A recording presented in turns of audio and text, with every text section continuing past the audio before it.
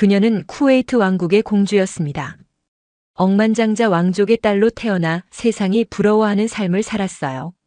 하지만 그녀의 진짜 이야기는 아무도 몰랐습니다. 궁전 밖 세상에선 평범한 사랑조차 허락되지 않았어요. 그러던 어느 날 작은 화면 속 한국 드라마가 그녀의 마음을 흔들기 시작했습니다. 그리고 운명처럼 만난 한 남자. 수많은 반대와 위협 속에서도 그녀는 모든 것을 버리고 그의 손을 잡았습니다. 오늘 그 누구도 듣지 못한 쿠웨이트 왕족 공주와 한국 남성의 사랑 이야기를 공개합니다. 구독과 좋아요는 영상 제작에 아주 큰 힘이 됩니다. 안녕하세요. 저는 23세 라일라입니다. 쿠웨이트 알사바 왕가의 공주로 태어났지만 지금은 서울의 한 아파트에서 평범한 삶을 살고 있습니다. 제 이야기가 마치 드라마 같다고요? 네, 저도 그렇게 생각합니다. 제 인생은 K-드라마보다 더 극적인 전개로 바뀌었으니까요. 지금부터 제가 들려드릴 이야기는 어떻게 중동의 왕족 공주가 한국 드라마에 빠져 결국 한국인 남편을 만나 모든 특권을 포기하고 새로운 삶을 선택하게 되었는지에 관한 것입니다. 부와 권력 모든 사람이 부러워하는 공주의 삶을 뒤로하고 사랑을 선택한 저의 여정을 들려드리겠습니다.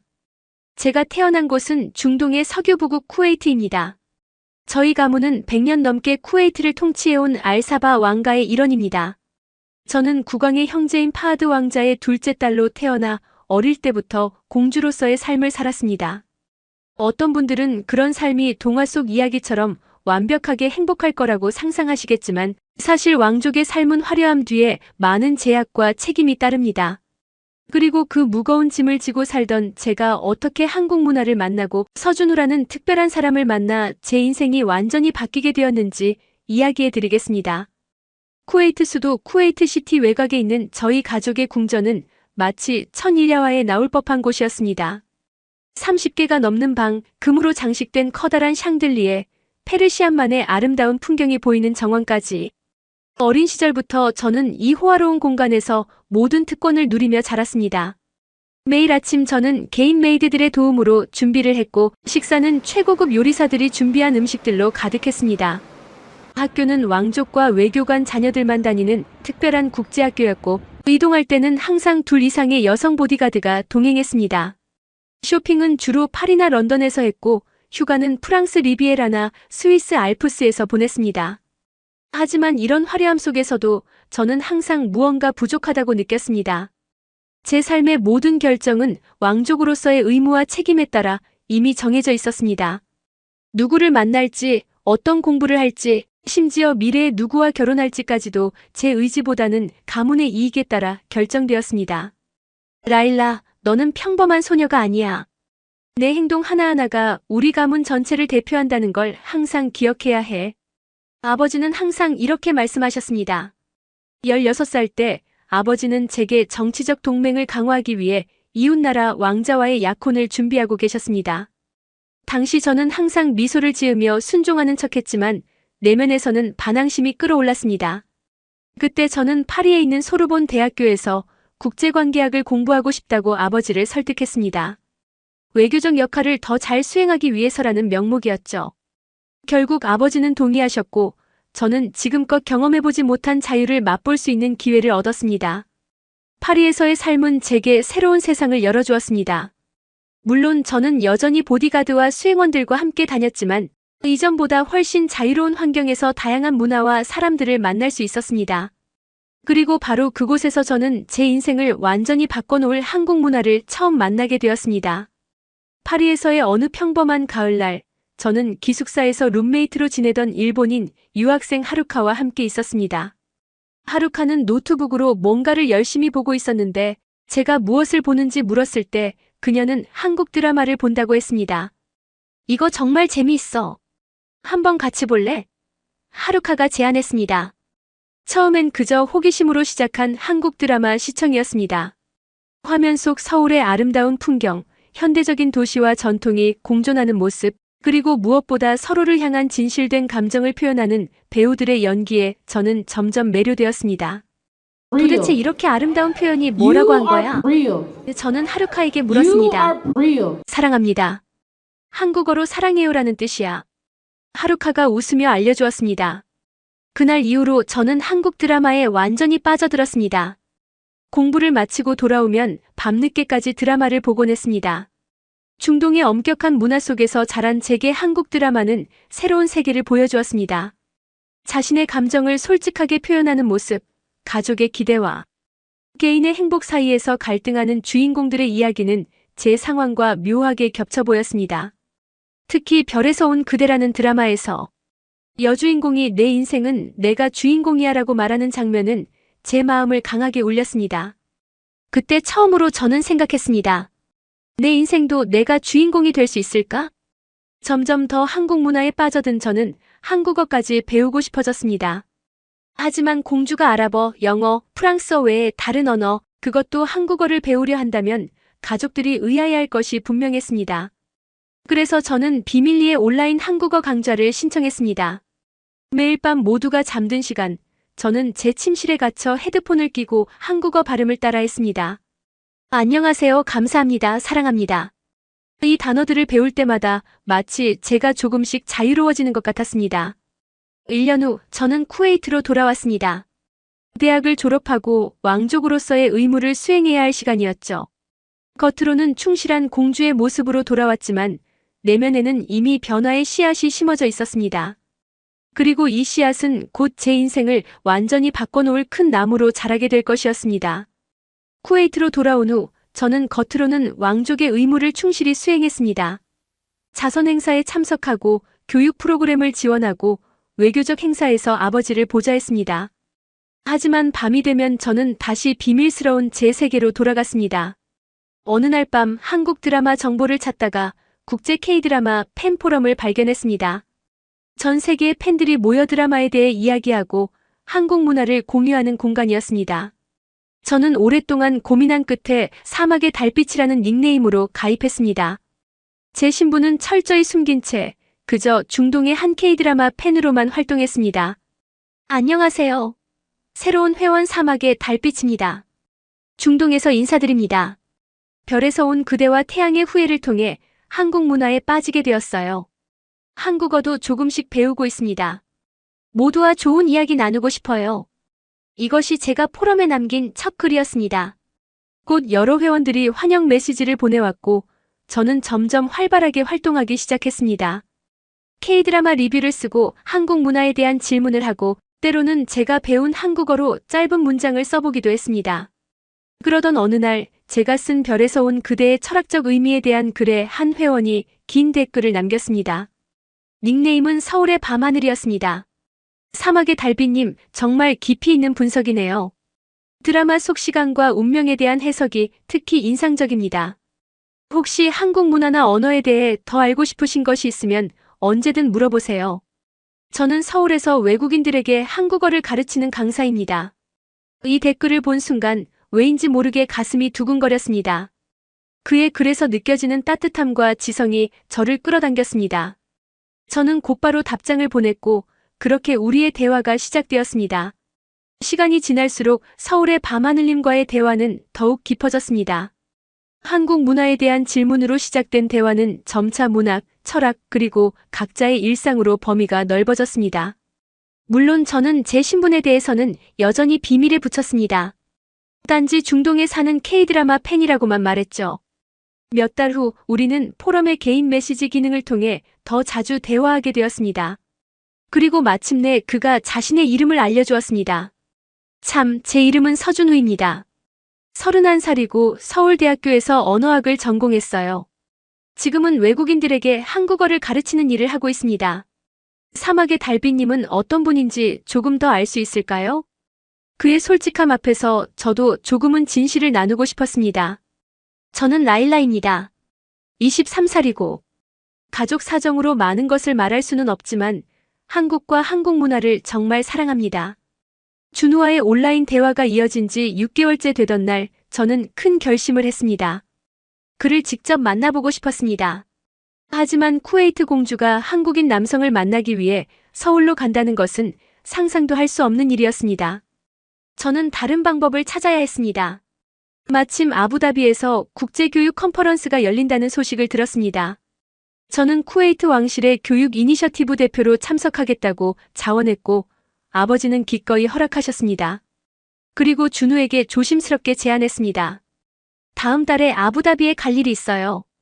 혹시 당신도 그쪽으로 여행 계획을 만들 수 있을까요?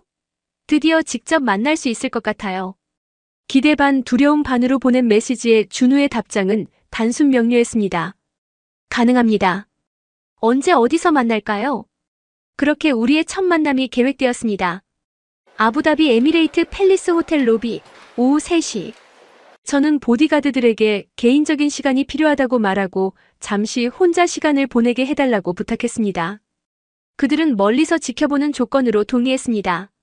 만남의 날 저는 평소보다 더 신경 써서 준비했습니다. 너무 화려하지 않으면서도 단정한 파스텔 블루 원피스를 입고 얼굴을 가리지 않는 가벼운 히잡을 썼습니다. 거울 앞에 서서 몇 번이나 스스로를 점검했습니다. 가슴은 마구 뛰었고 손은 떨렸습니다. 이제껏 경험해보지 못한 감정이었습니다. 약속 시간보다 30분 일찍 호텔 로비에 도착한 저는 구석진 소파에 앉아 주변을 살폈습니다. 호텔 입구로 들어오는 모든 사람을 유심히 바라보면서 준우의 모습을 상상했습니다. 그가 보내준 사진 속에서 그는 키가 크고 단정한 외모에 부드러운 미소를 지닌 사람이었습니다. 오후 2시 55분, 한 남자가 호텔 로비로 들어섰습니다. 검은색 셔츠에 베이지색 바지를 입은 그는 조금 긴장한 듯 주변을 둘러보고 있었습니다. 순간 우리의 시선이 마주쳤고 그의 얼굴에 미소가 번졌습니다. 그것이 준우라는 것을 직감적으로 알 수 있었습니다. 천천히 그에게 다가가면서 제 심장은 더욱 빠르게 뛰었습니다. 그리고 마침내 우리는 서로 앞에 서게 되었습니다. 라일라님? 그가 부드러운 목소리로 물었습니다. 네, 준우 씨. 저도 조금 떨리는 목소리로 대답했습니다. 그는 공손하게 고개를 숙여 인사했습니다.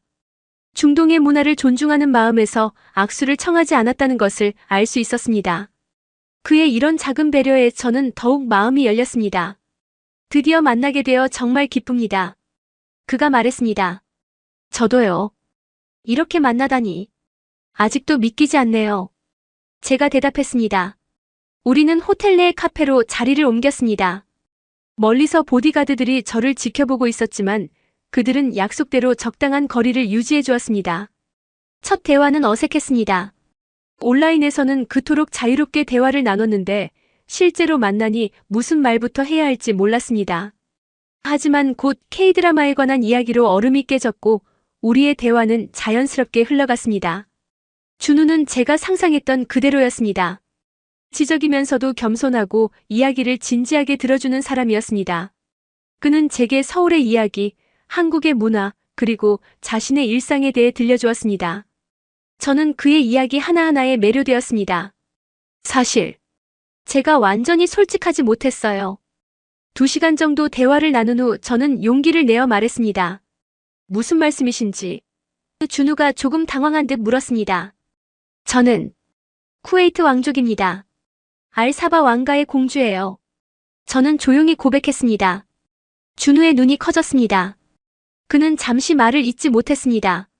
제가 거짓말을 하고 있다고 생각할까봐 걱정되었지만 그의 다음 반응은 저를 안심시켰습니다. 그래서 항상 자세한 이야기를 피하셨군요. 이해합니다. 솔직히 말씀해 주셔서 감사합니다, 라일라. 공주님. 그는 진지하게 말했습니다. 그냥 라일라라고 불러주세요. 당신에게는 그냥 라일라로 남고 싶어요. 저는 미소를 지으며 말했습니다. 그날의 만남은 3시간으로 끝났지만 제 인생은 그 짧은 시간 동안 완전히 바뀌었습니다. 저는 준우에게 깊은 감동을 받았고 더 많은 시간을 함께 보내고 싶다는 생각이 들었습니다. 아부다비에서의 첫 만남 이후 저와 준우의 관계는 더욱 깊어졌습니다.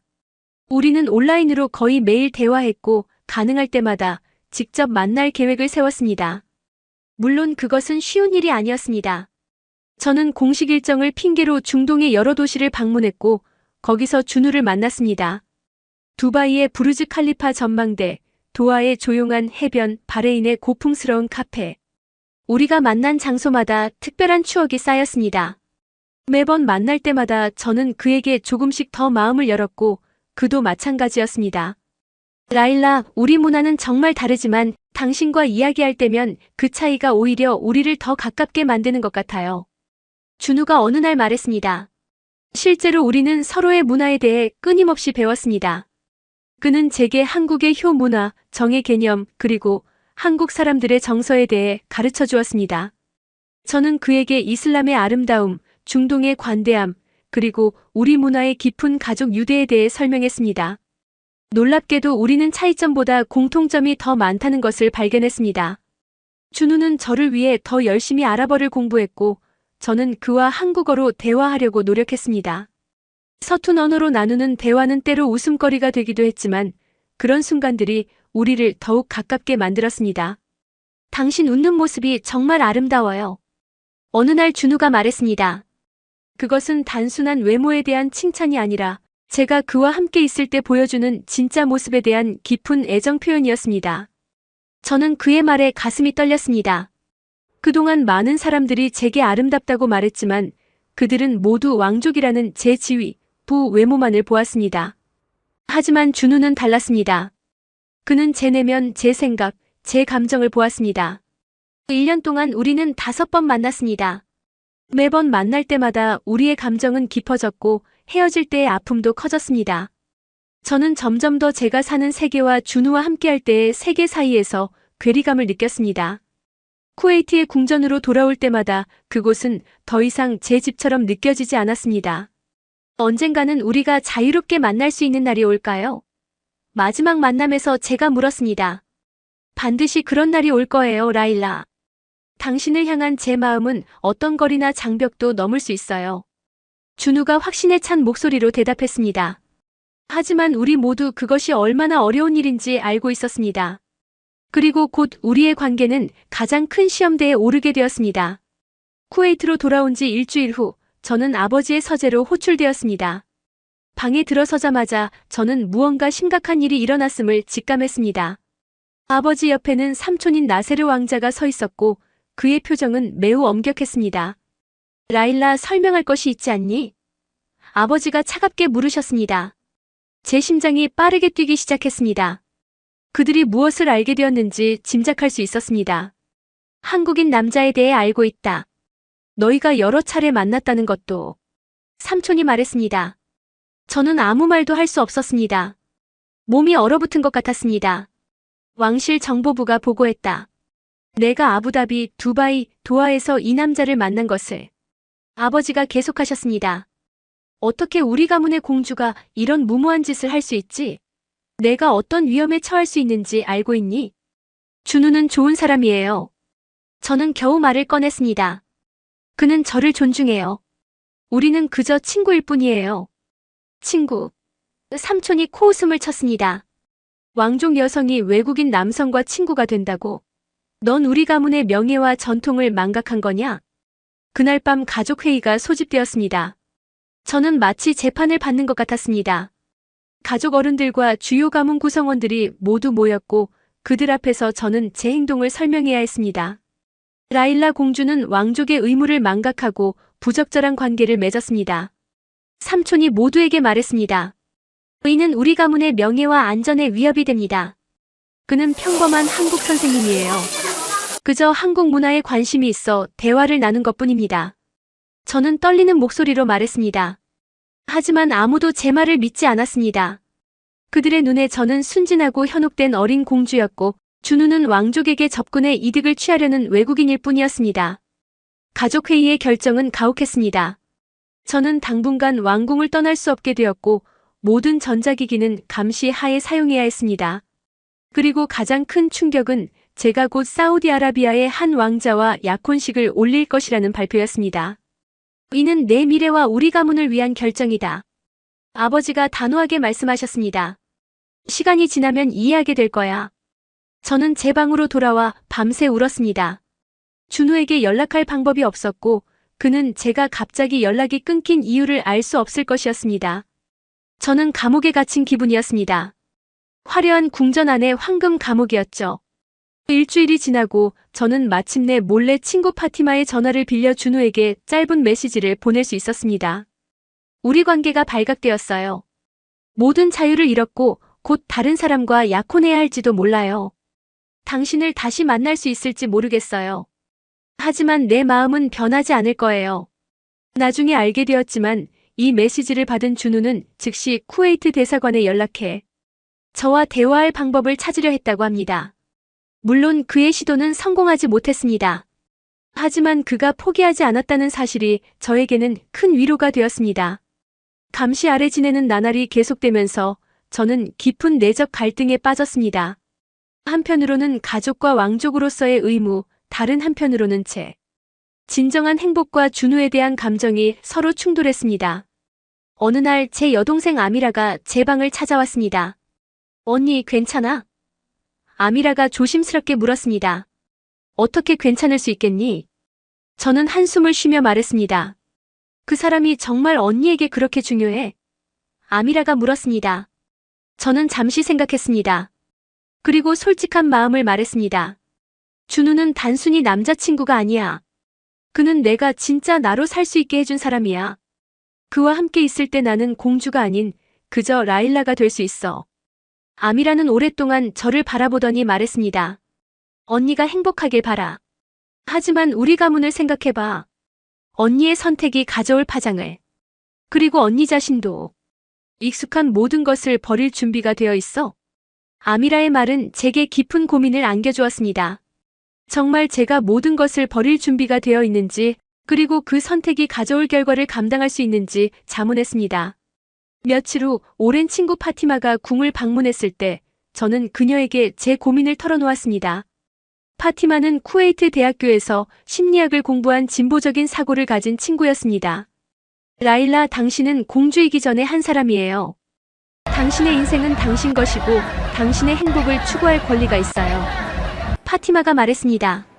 물론 그 선택은 쉽지 않을 거예요.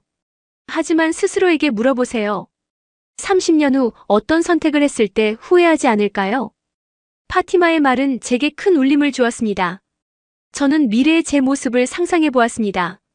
권력과 부를 가진 채 정략 결혼을 한 왕족의 모습과 모든 특권을 버리고 사랑하는 사람과 함께 평범하지만 진실된 삶을 사는 모습. 그리고 마음속 깊은 곳에서 답을 찾았습니다. 그때 예상치 못한 곳에서 도움의 손길이 왔습니다. 제 어머니셨습니다. 어머니는 항상 조용하고 전통적인 분이셨기에 저는 어머니도 다른 가족들과 같은 생각일 거라고 생각했습니다. 라일라, 너와 이야기 좀 할게. 어느 날 밤 어머니가 제 방에 오셨습니다. 엄마는 제가 가문을 실망시켰다고 생각하시죠? 저는 물었습니다. 그렇지 않아. 나도 한때 내 나이였고 사랑이 무엇인지 알아. 어머니가 부드럽게 말씀하셨습니다. 너의 행복이 무엇인지 깊이 생각해보렴. 그리고 그것이 정말 내가 원하는 길이라면 내가 내 편이 되어줄게. 어머니의 지지는 제게 큰 힘이 되었습니다. 그날 밤 저는 마침내 결심을 굳혔습니다. 저는 준우를 사랑했고 그와 함께 새로운 삶을 시작할 용기가 필요했습니다. 비록 그것이 제가 알고 있는 모든 것을 포기하는 것을 의미할지라도. 다음 날 저는 파티마를 통해 다시 준우에게 연락했습니다. 짧지만 분명한 메시지였습니다. 당신을 사랑해요. 우리가 함께할 수 있는 방법을 찾을게요. 조금만 기다려주세요.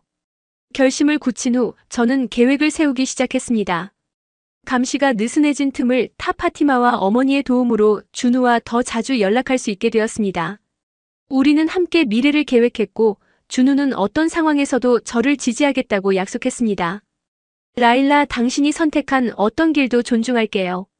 하지만 알아주세요. 제 사랑은 변함없을 거예요. 준우가 말했습니다. 그의 변함없는 지지에 저는 더욱 용기를 얻었습니다. 마침내 저는 가족들 앞에서 제 결정을 밝히기로 했습니다. 저는 어머니의 도움으로 가족회의를 소집했습니다. 아버지, 삼촌, 형제자매들, 그리고 주요 가족 구성원들이 모두 모였습니다. 모두의 시선이 저에게 향했을 때 저는 떨리는 마음을 진정시키고 말하기 시작했습니다. 존경하는 가족 여러분, 오늘 저는 제 인생에 관한 중요한 결정을 알리고자 합니다. 방 안에 긴장감이 감돌았습니다. 저는 서준우라는 한국 남성을 사랑합니다. 그리고 그와 함께 새로운 삶을 시작하기로 결심했습니다. 아버지의 얼굴이 굳어졌고 삼촌은 분노로 얼굴이 붉어졌습니다. 말도 안 되는 소리. 삼촌이 소리쳤습니다. 들어주세요. 저는 침착하게 계속했습니다. 저는 이 결정이 가족에게 상처를 줄 수 있다는 것을 알고 있습니다. 하지만 이것은 제 인생이고 제가 진정으로 행복할 수 있는 길을 선택할 권리가 있다고 생각합니다. 넌 우리 가문의 명예와 전통을 저버리는 거야. 아버지가 분노하며 말씀하셨습니다. 아버지, 저는 이 가문에서 태어난 것을 자랑스럽게 생각합니다. 하지만 제 정체성은 공주라는 타이틀에만 있지 않습니다. 저는 한 사람으로서 제 자신의 행복을 찾고 싶습니다. 논쟁은 몇 시간 동안 계속되었습니다. 어떤 가족들은 저를 이해하려 했고, 다른 이들은 저의 결정을 격렬히 반대했습니다. 결국 아버지께서 마지막 말씀을 하셨습니다. 내가 정말 그 길을 선택한다면 더 이상 이 가문의 공주로 인정할 수 없다. 모든 특권과 지위를 포기해야 할 것이다. 무거운 침묵이 흘렀습니다. 저는 깊게 숨을 들이마시고 대답했습니다. 그렇다면 저는 공주의 지위를 내려놓겠습니다. 하지만 당신의 딸로서의 정체성은 영원히 가슴에 간직할 것입니다. 그날 밤 저는 공식적으로 왕족으로서의 모든 권리와 특권을 포기하는 문서에 서명했습니다. 더 이상 제 이름 앞에 공주라는 칭호는 없었고 왕실의 재산에 대한 권리도 모두 잃었습니다. 하지만 제 마음은 이상하게도 평온했습니다. 어머니가 눈물을 흘리며 저를 껴안았습니다. 내가 행복하길 바란다, 내 딸. 어머니가 속삭이셨습니다. 일주일 후 저는 몇 벌의 옷과 개인 소지품만 챙겨 쿠웨이트를 떠났습니다. 인천국제공항에서 저를 기다리고 있던 준우를 만났을 때 저는 모든 것을 내려놓은 후에 가벼움을 느꼈습니다. 정말 괜찮아요? 준우가 걱정스럽게 물었습니다. 네, 이제 진짜 제 인생이 시작되는 것 같아요. 저는 미소 지으며 대답했습니다.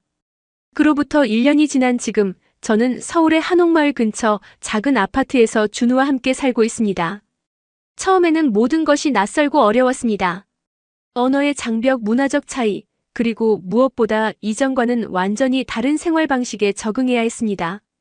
더 이상 개인 메이드도 운전사도 보디가드도 없습니다. 저는 직접 요리를 배우고 대중교통을 이용하고 집안일을 하는 법을 배웠습니다.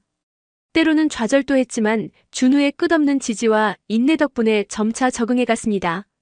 지금 저는 서울의 한국제문화센터에서 아랍 문화와 언어를 가르치고 있습니다. 제 인생에서 처음으로 제가 번 돈으로 생활하는 것은 새롭고 보람찬 경험입니다. 준우는 여전히 한국어 강사로 일하며 우리는 함께 문화교류 프로그램도 진행하고 있습니다. 가족들과의 관계는 여전히 복잡합니다. 아버지는 아직도 제 선택을 받아들이지 못하셨지만 어머니와 아미라는 가끔 비밀리에 연락을 주고받습니다. 지난달에는 어머니가 처음으로 서울을 방문해 저희의 새 집을 보셨습니다. 준우를 만난 어머니는 그가 얼마나 저를 소중히 여기는지 직접 확인하셨고 마음의 위안을 얻으셨습니다. 내 딸이 이렇게 행복해하는 모습을 보니 나도 기쁘구나. 떠나시기 전 어머니가 말씀하셨습니다. 한국 생활에서 가장 좋은 점은 자유입니다.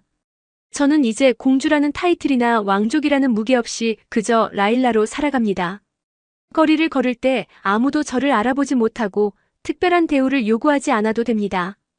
저는 비가 오면 우산을 쓰고 배가 고프면 길거리 음식을 사 먹고 지하철이 늦으면 함께 기다리는 평범한 삶의 순간들을 사랑합니다. 준우와 저는 작년에 한옥 스타일의 작은 결혼식을 올렸습니다. 화려한 왕족의 결혼식은 아니었지만 진심 어린 축복 속에 이루어진 가장 행복한 순간이었습니다. 저는 한복을 입었고 준우의 가족들은 저를 따뜻하게 환영해 주었습니다. 물론 여전히 어려운 점도 있습니다. 서로 다른 문화적 배경에서 오는 오해와 충돌, 한국 사회에 완전히 적응하지 못한 부분들, 그리고 때로는 제가 포기한 것들에 대한 그리움도 있습니다.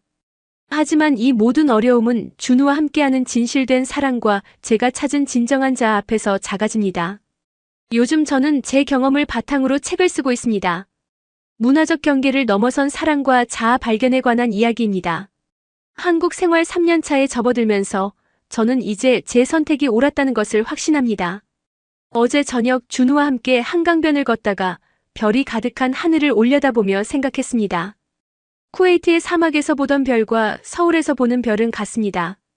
하지만 지금 제가 느끼는 행복은 이전에 결코 경험하지 못한 것입니다. 후회하지 않아요? 준우가 문득 물었습니다. 저는 그의 손을 꼭 잡고 대답했습니다. 단 한순간도 후회한 적 없어요. 당신과 함께라면 어떤 선택도 다시 할 수 있어요. 왕족의 삶은 모든 사람이 꿈꾸는 완벽한 동화 같았지만 진정한 행복은 화려함이나 권력에 있지 않았습니다. 그것은 자신의 마음에 정직하게 살아가는 용기, 그리고 진정한 사랑을 선택하는 결단에 있었습니다. K드라마를 통해 시작된 저의 여정은 결국 제 인생의 주인공이 되는 길이었습니다. 사랑하는 시청자 여러분, 여러분도 언젠가 인생의 갈림길에 서게 된다면 가슴이 이끄는 방향으로 한 걸음 내디딜 용기를 가지시길 바랍니다. 때로는 모든 것을 잃는 것처럼 보이는 선택이 실은 여러분의 진정한 인생을 찾아가는 시작점일 수 있으니까요. 감사합니다.